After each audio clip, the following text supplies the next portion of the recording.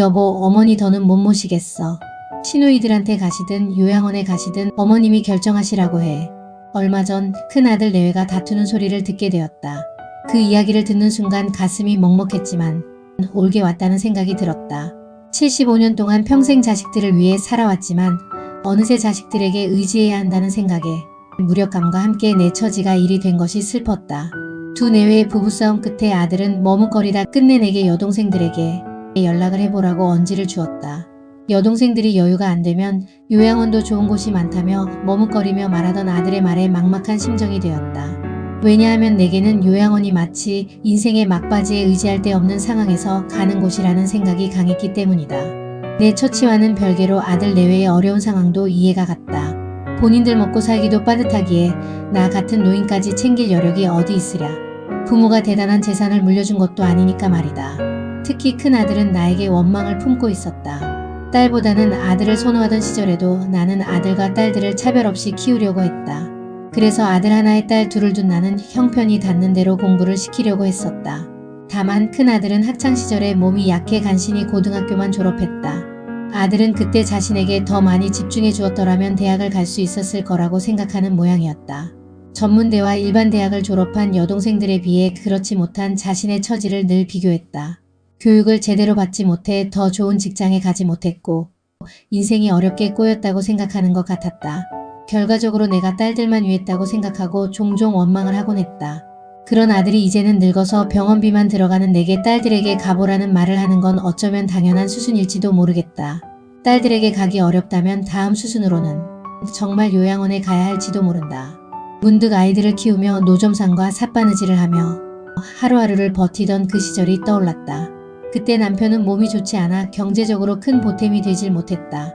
다행히 삿바느질 솜씨가 좋아 나중에 수선집을 하게 되면서 형편은 조금씩 나아지기 시작했다. 그때는 아이들을 키우랴, 몸 아픈 남편을 돌보랴, 바깥에서 일하랴 눈코 뜰 새 없이 바쁘고 고되던 나날들이었다. 그래도 자식들 굶기지 않고 부족한 것 없이 힘닿는 대로 키우고자 하는 의지가 강했다. 그때 그 힘든 시절을 버텨왔던 나 자신이 떠오르자 울컥 눈물이 났다. 아련한 기억들이 주마등처럼 스쳐 지나가면서 이제는 내 아들, 내가 그토록 아끼고 사랑한 그 아들에게서 요양원이라는 말을 듣게 되다니 마음이 아팠다. 나는 아직 아들의 집을 떠나는 것이 두려웠다. 딸들도 나를 받아줄 수 있을지 확신할 수 없었다. 그러나 요즘 자주 깜빡하는 일들도 생기고 종종 고지혈증 약을 복용하는 걸 잊어버리기도 했다. 며느리가 챙겨주지 않았다면 제때 먹기가 쉽지 않았을 거다. 몸이 불편해지면서 갈수록 누군가의 보살핌이 필요한 시기가 오고 있다는 것을 예감할 수 있었다. 자식들이 나를 돌보는 것이 어렵다면 할 수 없이 요양원에 가는 선택을 해야 할지도 몰라 마음이 막막했다. 아무리 저렴한 요양원이라고 해도 최소 150만 원이 드는데 아들이 말했던 고급 요양원은 300만 원이 넘었다. 초기 입소비도 500만 원이 드는 곳이었다. 시설도 좋고 간병인들도 친절하고 좋은 프로그램을 운영하기 때문에 답답한 곳이 아니라고 했다. 요즘은 요양원이나 요양병원도 달라져서 좋은 곳도 많다고 하지만 그런 고급 요양원은 현재 내 연금으로는 부족했다. 부족한 부분은 자식들이 지원하겠다고 했지만 요양원 입소부터 죽을 때까지 자식들의 돈으로 연명해야 하는 것이 부담스러웠다. 지금처럼 생활비를 어느 정도 보태며 함께 거주하는 것과는 차원이 달랐다. 그건 스스로 자립해서 살아가고자 하는 나의 자존심에도 허락되지 않는 일이었다. 자식들에게 의지하지 않으려면 그나마 남아있는 집을 팔아야 할지도 몰랐다. 나는 평생 자식들을 돌봤고 이제는 그들이 나를 돌봐야 하는 시점에서 서로가 부담을 느끼지 않는 적정선은 무엇일까 고민이 되었다. 요양원과 간병인과 같은 선택지 말고 다른 것은 없을까? 자식들에게 부담을 최소화하면서 나도 자존감 있게 살아갈 방법을 찾고 싶었다. 그날 나는 산책하는 길에 우연히 아파트 단지 내 경로당을 지나게 되었다. 노인들을 위한 자조 모임을 한다는 안내문이 보였다. 언뜻 보는데 경로당에서 들려오는 웃음소리가 내 귀에 들어왔다. 밝은 햇살 아래에서 노인들이 차를 마시며 담소를 나누는 모습이 보였다. 그들도 나와 같은 노년을 맞이한 이들인데 그들의 표정은 편안해 보였고 노후에 대한 걱정으로 얼굴이 어둡지 않은 것 같았다. 노후에 내가 선택하고 싶은 다른 선택지를 왠지 그들은 알고 있는 것만 같았다. 다음날 오전에 나는 경로당에 찾아갔다. 그곳에서 모인 노인들과 이야기 나누면서 다들 노후에 대해 어떻게 준비하고 있는지 엿보고 싶었다. 대놓고 물어보기가 불편해서 그냥 사람들과 어울려서 이런저런 이야기를 나누었다. 여유가 있는 사람들도 있었고 여유는 없지만 자식들의 도움으로 노후를 보내고 있는 사람들도 있었다. 서로 사는 이야기를 하는 가운데 문득 이렇게 대화를 나누다 보니 마음이 좀 놓이기 시작했다. 걱정도 털어놓고 마음을 나눌 또래의 사람들을 내가 필요로 했었다는 것을 깨닫게 되었다.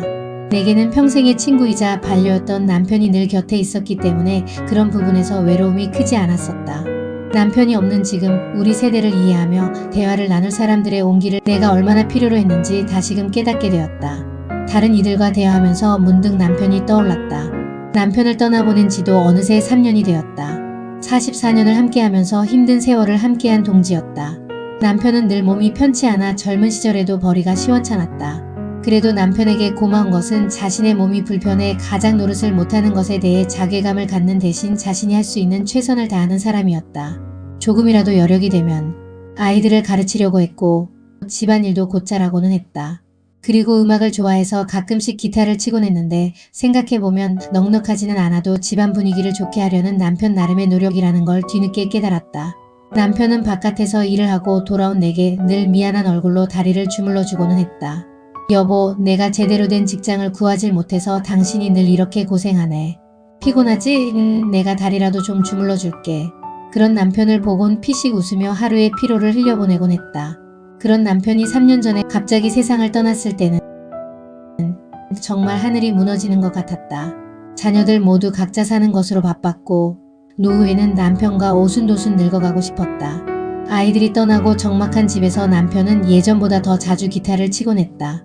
그날도 평범한 하루였고 여느 때처럼 아침 준비를 위해 부엌으로 나왔다.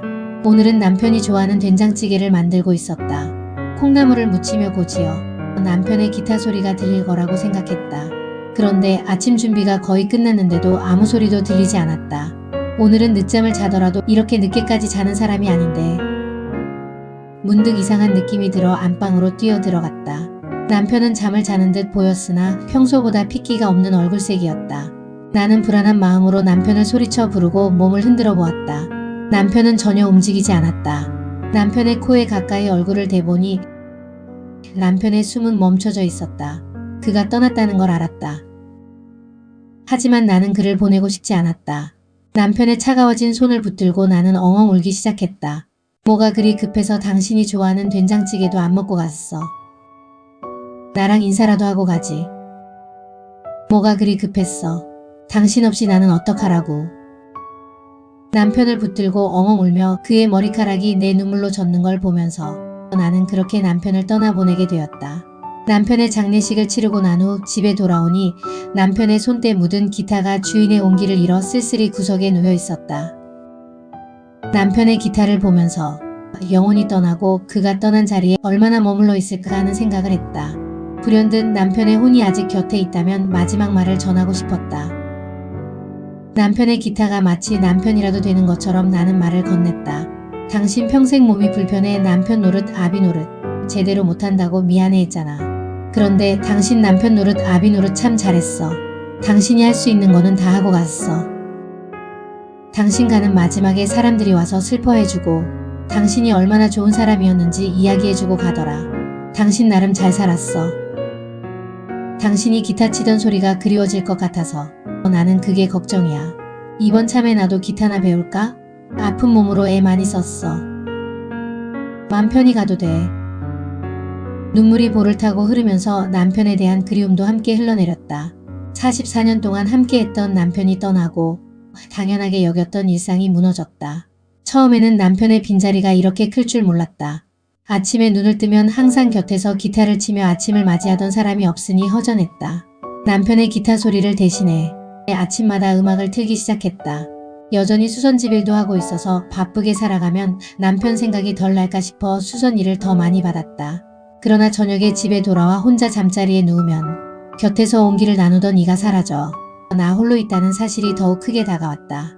주말에는 딸들이 가끔 방문해서 함께 시간을 보내기도 했으나 여전히 밤이 되면 남편 생각이 많이 났다. 집에서 식사를 하면서도 빨래를 하면서도 TV를 보면서도 남편이 없는 공간은 너무나 조용했다. 좋은 말벗이었던 그의 목소리뿐만 아니라 일상에 소소하고도 온기가 있는 소음을 만들어주는 그의 소리가 사라졌다는 게 슬펐다. 정말 나 혼자가 되었다는 게 그 고요한 속에서 너무나 또렷이 느껴지는 게 싫었다. 남편이 떠난 후 나는 혼자 남은 노인의 삶이 얼마나 힘든지 알게 되었다. 그때까지만 해도 나는 몰랐다.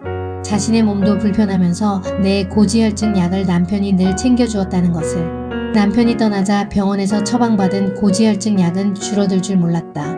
항상 한가득 남아있었다. 오늘도 제대로 약을 챙겨 먹지 못했다.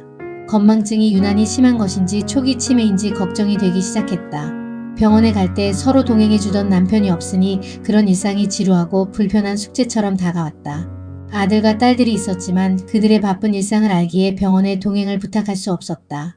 혹시라도 내가 자녀들에게 짐이 되고 싶지 않다는 마음이 한편에 자리 잡고 있었다. 하지만 그런 생각으로 자녀들에게 손을 내밀지 못하는 동안 오히려 그들에게 더 큰 걱정을 안겨주고 있다는 것을 깨닫지 못했다.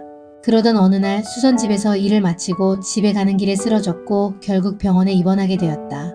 고령이라 수선집 일은 무리가 될 수 있다는 의사의 말에 일은 접기로 했다.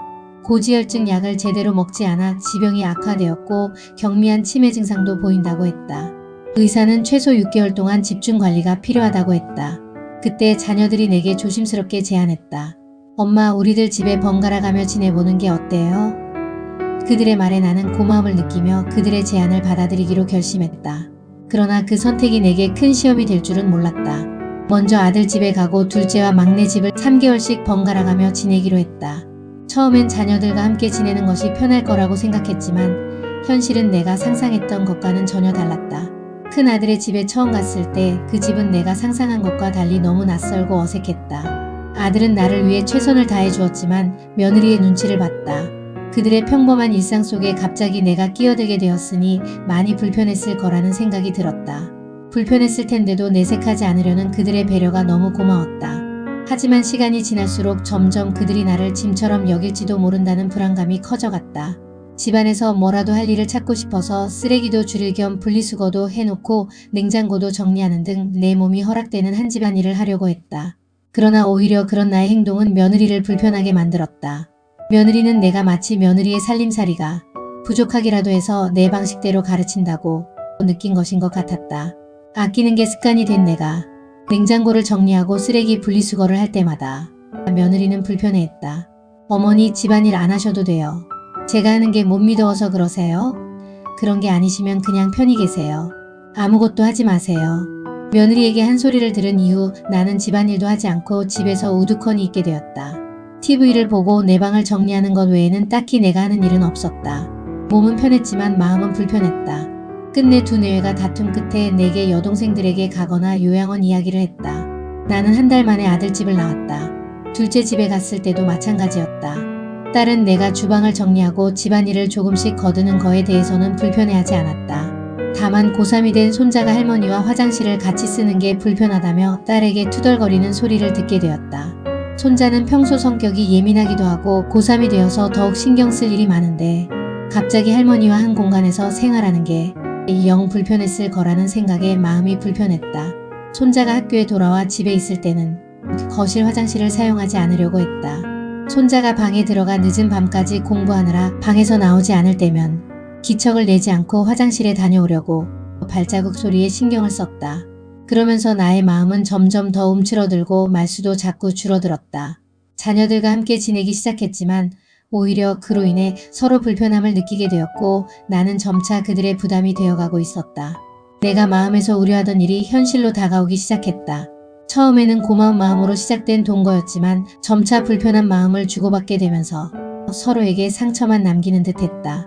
그렇게 아들 집에서도 딸 집에서도 각각 3개월씩은커녕 한 달씩 겨우 살아보고 나는 결국 집으로 돌아가기로 결심했다.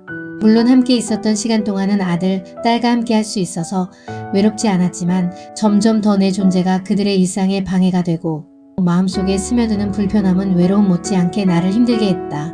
내가 부족함 하나 그들과 함께 살아가려고 해도 그들이 나를, 내가 그들을 서로 이해하는 것이 쉽지 않았다.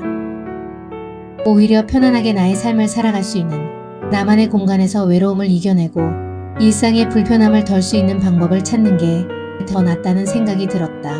다시 나의 집으로 돌아오겠다는 결정을 자녀들에게 말했을 때 자녀들은 걱정했지만 더 이상 나를 붙잡지 않았다. 막내딸은 자기 집으로 오라고 했지만 나는 그곳에서도 비슷할 거라는 생각이 들어 더는 시도하지 않았다. 다만 그들이 걱정하는 것은 내가 약을 잘 챙겨 먹지 못하거나 거동이 불편해졌을 때 도움받을 수 없는 것이었다. 그래서 그들이 나를 직접 돌볼 수 없다면 나를 요양원에라도 보내는 게 맞는 결론이라고 생각하는 듯 했다. 나는 다시 혼자 살기로 결정을 내리면서 자식들에게 더 이상 짐이 되지 않겠다고 마음속으로 다짐했다. 집으로 돌아오는 택시 안에서 나는 아무렇지 않은 척 하려고 했지만 결국 눈물을 흘렀다. 택시 운전사도 나이가 지긋한 사람이었는데 백미러로 내가 우는 모습을 보자 괜찮은지를 물었다. 얼마 전 친한 사람이 세상을 떠나 그렇다며 대충 얼버무렸지만 자녀들과 함께 살지 못해 결국 집에 가게 되는 게 괜히 서러워 운다는 소리를 하지 못했다. 혹시라도 그런 이야기가 내 자식 욕먹이는 일이 될까 싶었다.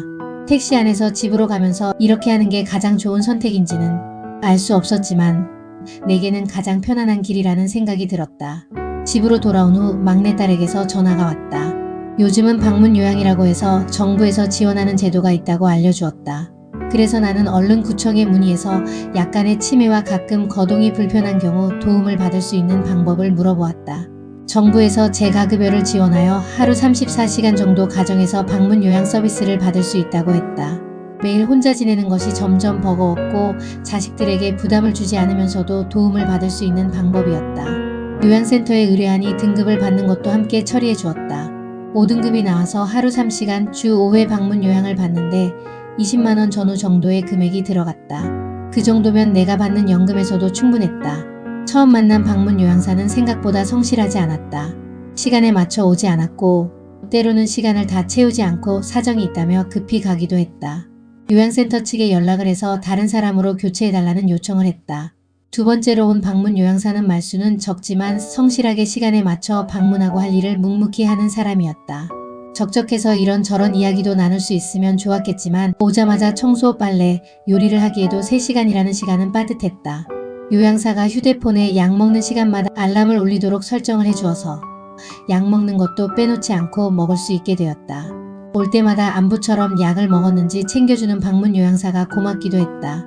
그렇게 방문 요양사가 나름 잘해주고 있었지만 말벗을 해주고 대화할 수 있는 여유는 없어 보였다. 나는 직접 대화할 수 있는 사람들을 찾아보기로 했다. 나는 아들 집에 잠시 있을 때 서로에게 말벗이 되어주던 경로당 사람들이 생각났다. 내가 사는 아파트 단지에도 경로당이 있었지만 그동안은 바쁜 탓에 잘 가보지 않았었다. 나는 직접 대화할 사람들을 찾아보자는 결심이 서자마자 곧장 경로당으로 발걸음을 옮겼다. 경로당에 들어선 순간 처음엔 낯설고 어색한 기분이었지만 따뜻한 미소로 맞아준 사람들 덕분에 점점 마음이 편안해졌다. 나는 내가 가장 나이가 많을 거라고 생각했지만 비슷한 연배의 사람들도 많았고 더 나이 드신 분들도 꽤 있었다. 그곳에서 만난 김 박사는 전직 약사였고 박 여사는 45년 경력의 전직 반찬집 사장님이었다. 나도 전직 수선집 사장이라고 밝히니 다들 반겨주었다. 이렇게 각자 다른 경험과 전문성을 가지고 있는 사람들이 모여 있다는 게 참 신기했다. 우연히 이야기를 나누다 보니 우리는 모두 비슷한 고민을 하고 있었다. 혼자서 사는 외로움, 늙어가는 것에 대한 두려움, 노화가 된 신체로 살아가야 하는 어려움이 바로 그런 것이었다. 하지만 그곳에서 우리는 서로의 고민을 나누며 조금씩 힘을 얻어갔다. 아무리 저렴한 요양원이라도 비용이 부담스러웠고 노후의 돌봄에 있어서 자녀들에게 짐이 되고 싶지 않았다. 경로당에 있는 그들도 같은 마음이었다. 그런 고민 속에서 우리는 새로운 방법을 생각해냈다. 각자의 능력과 경험을 살려 함께 살며 서로를 돕는 것이었다. 우리는 그런 자조 모임을 다시봄으로 정했다. 인생에 새로운 봄이 왔다는 의미도 있었고 서로의 진면목을 다시 보게 되면서 서로에게 배우고 도움 주는 삶을 살고 싶다는 다짐도 있었기 때문이다. 다시봄 자조 모임은 우리가 가진 것들을 조금씩 나누며 각자가 할 수 있는 만큼 기여하는 방식이었다. 처음에는 조금 불안하고 두려웠다. 이런 방식이 정말 잘 될 수 있을지 라는 의문이 가슴속에서 떠나지 않았다. 하지만 그 생각을 뒤로하고 시작해보니 오히려 예상보다 훨씬 자연스럽고 편안하게 느껴졌다. 다시봄 자조 모임이 시작된 지 한 달이 지났다. 우리는 연금에서 20만원씩 모아 자조 모임의 공동경비로 사용했다. 자조 모임에서 가장 중요한 것은 월요일에서 금요일 저녁 식사는 무조건 함께하는 것이었다. 원하는 사람에 한해서는 아침에 모여 운동을 할 수 있었다. 김 박사는 간단한 스트레칭을 가르쳐주며 다 같이 몸을 풀고 저녁 식사는 조를 짜서 돌아가면서 준비했다. 대신 식재료를 알뜰하고 다양하게 먹거리를 만드는 데에 박 여사가 많이 도와주었다. 나 역시 필요한 옷이나 입을 수선을 도맡아 해주면서 여전한 수선 실력을 발휘하게 되었다. 우리는 서로를 돕는 일에서 큰 만족을 느꼈다. 우리의 모습을 보고 다른 사람들도 하나둘씩 참여하게 되었다. 최근에 새로 온 윤 여사는 35년간 식물을 가꾸는 경험을 살려 경로당 화단을 아름답게 꾸미자고 했다. 윤 여사를 도와 나 역시도 자풀을 제거하고 꽃씨를 심는 데 동참했다. 처음에는 별 생각 없이 시작했는데 뿌린 씨앗의 싹이 트니 너무 귀엽고 예뻤다. 어느새 경로당에 올 때마다 화단을 챙겨보는 습관을 갖게 되었다. 여린 새싹들이 점점 자라나는 것을 보는 것은 나름의 즐거움이 되었다. 손끝에서 피어나는 꽃들과 식물들을 보며 경로당의 정원을 만드는 데 기쁨을 느꼈다. 경로당에 꽃밭을 만들고 정성스럽게 나무를 심으며 우리가 지낼 공간을 더욱 아늑하고 따뜻하게 바꾸었다. 이 작은 변화가 자조 모임을 하는 우리들에게도 큰 위안이 되어 이제는 모두가 그곳을 좋아하게 되었다. 이렇게 우리는 서로의 능력을 나누고 각자의 역할에 충실하며 점차 서로에게 없어서는 안 될 존재가 되어갔다. 이것이 바로 내가 찾고 싶었던 답이었다. 남의 손에 돌봄을 맡기는 길을 따르지 않고 가장 자연스럽게 내가 살아가는 곳에서 해결책을 찾은 것이다. 자조 모임을 통해서 함께 나이 들어가면서 서로의 마음을 나눌 수 있는 존재가 얼마나 큰 위로가 되는지 깨닫게 되었다. 우리는 단순히 함께 시간을 보내는 이웃이 아니었다. 점차 진정한 가족처럼 서로를 아끼고 지지하는 존재가 되어갔다. 그리고 나는 그것이 내가 오랫동안 찾고자 했던 노후의 모습이었음을 알게 되었다. 다시 봄 자조 모임이 시작된 지 3개월이 지났다. 우리의 일상은 점점 더 풍요로워졌다. 매주 화요일은 우리가 함께 장을 보러 가는 날이 되었다. 여러 사람이 함께 장을 보니 무거운 짐도 하나도 부담이 되지 않았다. 목요일은 취미 활동을 하는 날이었다. 서예, 그림, 노래, 뜨개질 등 각자 즐기는 활동을 나누며 서로의 재능을 배우고 있었다. 매달 첫 번째 토요일은 특별한 날이 되었다. 자녀들과 손주들이 경로당을 찾아오는 날이었다. 처음에는 자녀들과 손자녀들을 초대하는 것에 다들 적극적이지 않았다. 그들에게 부담이 될까 싶어서였다. 그러나 우리는 우리들 중 누구의 자녀가 자조 모임에 오거나 안 오거나 하는 것으로 서로를 판단하지 않기로 했다. 토요 모임은 다시 봄 회원들을 위한 것이 아니라 자라나는 세대들을 위한 것으로 만들기로 했다. 그들에게 자립적으로 살아가는 노년의 모습은 좋은 본보기가 될 것이라고 믿었기 때문이었다. 그런 마음들이 전해졌는지 다시 봄 자조 모임의 토요 모임에 오는 아이들은 경로당을 웃음과 활기로 채웠다. 우리가 갈고 닦은 취미 활동의 결과물을 보여주고 각자의 경험을 나누는 시간을 가졌다. 자녀들과 손자녀들은 스마트폰이나 AI 활용법을 가르쳐 주었다. 짧은 시기에 큰 변화를 겪은 한국에서 서로 다른 세대가 어울릴 수 있다는 것만도 귀한 시간이었다. 그렇게 몇 차례의 토요 모임을 하자 자녀들의 태도가 달라지기 시작했다. 이제 더 이상 걱정스러운 눈빛으로 나를 보지 않았다. 우리의 변화된 모습을 보고 안도하는 듯 그들의 얼굴에는 미소가 떠올랐다. 경제적으로도 놀라운 변화가 있었다. 나는 매달 70만 원만으로 모든 생활이 가능해졌다. 방문 요양사에게 20만 원, 자조 모임에 20만 원, 내 개인 경비로 30만 원씩 사용하니 비상시를 위해 저축도 가능했다. 그 덕분에 나는 경제적인 부담 없이 일상을 꾸려나갔다. 그러나 경제적인 것보다 중요한 건 우리가 찾은 새로운 삶의 방식이었다. 우리는 더 이상 다른 사람에게 의지하지 않아도 되었다. 이제 서로를 돌보며 각자의 강점을 살려 살아가는 법을 배우기 시작했다. 우리가 스스로 삶을 이끌어가며 함께 살아가는 방식이 가장 큰 선물이 되었다. 어느새 1년 가까이 자조 모임을 해오면서 여러 우여곡절이 있었지만 스스로 노년의 삶을 만들어갔다는 점에서 자조 모임의 회원들은 자존감이 생겼다. 연말을 맞이하여 자조 모임에서 특별한 행사로 예술의 밤이라는 행사를 갖기로 했다. 가족을 초대해서 음악도 나누고 시나 편지 낭송을 하기로 했다. 자조 모임의 회원들은 각자의 자녀들이나 지인들과 함께 음악을 준비하는 사람들도 있었다. 12월 첫째 주 토요일 다시 봄 자조 모임의 예술의 밤이 시작되었다. 자식들 중에는 막내딸이 사위와 함께 참석해 주었다. 박 여사는 유튜브를 한다는 손녀딸과 트로트를 불렀다. 둘의 공연을 유튜브에 올린다고 하니 볼만할 것 같았다. 김 박사는 아들과 함께 브라보 마이 라이프를 열창했었다. 2002년에 IMF로 삶에 지친 사람들에게 위로가 되었던 노래였는데 여전히 지금도 내게 벅찬 응원이 되어 주었다. 정말 노래 가사대로 나의 인생아 지금껏 달려온 너의 용기를 위해 힘을 낼 수 있을 것 같았다. 나는 남편에게 보내는 편지를 써서 낭송하기로 했는데 막상 무대에 서니 괜히 떨렸다. 남편이 평소 기타로 즐겨 치던 노래가 잔잔하게 배경음악으로 흘러나왔다. 나는 떨리는 목소리를 가다듬고 남편에게 보내는 편지를 읽어 내려갔다. 여보, 당신하고 산 세월이 자그마치 44년이더군요. 내가 이 세상을 산 세월 중 가장 많은 시간을 당신과 함께 했는데 이제는 당신 없이 인생을 살고 있어요.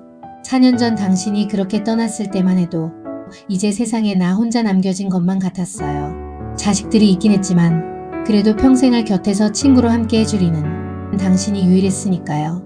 그렇지만 지금은 내게 이렇게 많은 친구들이 생겼어요. 지금은 당신이 없어도 또 나 혼자라는 생각이 들지 않아요. 늘 몸이 불편해서 제대로 된 가장 역할을 하지 못했다고 미안해했던 당신에게 나는 당신만큼 좋은 아버지와 좋은 남편은 다신 없을 거라고 말해주고 싶었어요. 고마워요. 나의 인생이 당신을 만나서 더 행복했어요. 지난날의 고생은 물론 쉽지 않았지만 당신은 할 수 있는 최선으로 늘 나를 위로해 주었고 힘이 되어 주었어요. 지금도 하늘에서 나를 응원하고 있다는 것을 알아요. 여기 친구들 그리고 우리의 자녀들과 그 손자녀들이 살아갈 세상을 지켜보며 당신도 그곳에서 평안하길 바랍니다. 당신과 다시 만날 때까지 나는 여기서 만난 친구들과 행복하게 지낼게요. 우리 서로 그렇게 잘 살아가다 다시 만나요. 고마워요. 여보, 사랑합니다. 마지막에는 울먹이는 목소리가 되었지만 그래도 대체로 담담하게 편지를 낭송할 수 있었다. 예술의 밤 모임이 끝나고 평소 말이 없는 막내 사위가 내게 해준 말이 의외였다. 장모님 딸도 장모님 반만이라도 닮았으면 좋겠어요. 오늘 이런 자리 마련해 주셔서 감사합니다. 막내딸 내외가 가고 집에 돌아와 밤하늘의 별을 보며 지난 1년간의 시간들을 돌아보았다. 처음에는 막막했던 노후의 돌봄 문제를 이렇게 스스로 해결할 수 있다는 게 믿어지지 않았다. 아마 노후를 걱정하는 많은 이들에게 우리가 이뤄냈던 자조 모임처럼 그렇게 변화를 통해 행복했으면 좋겠다. 노년의 삶이라고 해서 가치 없고 함부로 취급되어선 안 될 것이다. 열심히 이 시대를 살아낸 이들이 존엄하게 인생의 노년을 노을처럼 아름답게 저물기를 바랄 뿐이다. 이런저런 생각을 하며 밤하늘을 바라보는데 유난히 별이 빛나는 밤이었다.